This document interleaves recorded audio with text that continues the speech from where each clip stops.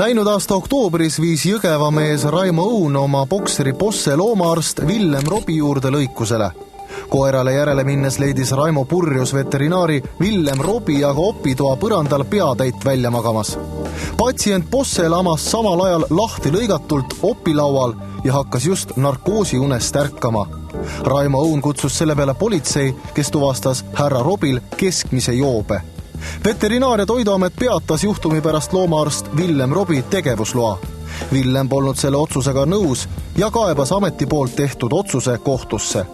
Tallinna halduskohus rahuldaski Villem Robi kaebuse ja tühistas Veterinaar- ja Toiduameti otsuse. Kohus leidis, et Veterinaaramet on keelava otsuse andmisel rikkunud menetlusnõudeid. Purjus peaga koera opereerinud Villem Robil on nüüd õigus jälle loomade lõikusi teha. Mida arvavad kohtuotsusest teised loomaarstid?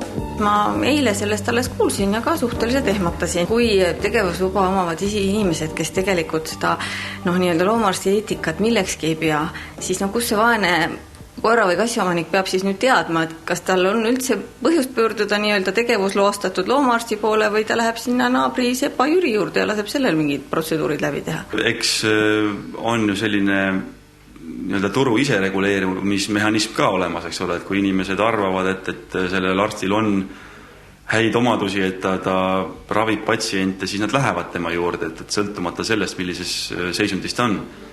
Samas, mis tahes töö, kui ette võtta, siis pooleli jätta ei tohi seda mitte mingisugusel juhul. Kohtuotsuse peale võib esitada apellatsioonikaebuse Tallinna ringkonna kohtule 30 päeva jooksul. Tore oleks, kui seda ikkagi jõuaks jälgida, et see veterinaaria, mis meil tehakse, see veterinaaritöö oleks ikkagi tasemel veterinaaritöö, et meil ei peaks olema häbi. Mul isegi sõna nüüd keel tõrgub ütlema kolleegide pärast, ma ei tahakski teda kolleegiks nimetada antud hetkel.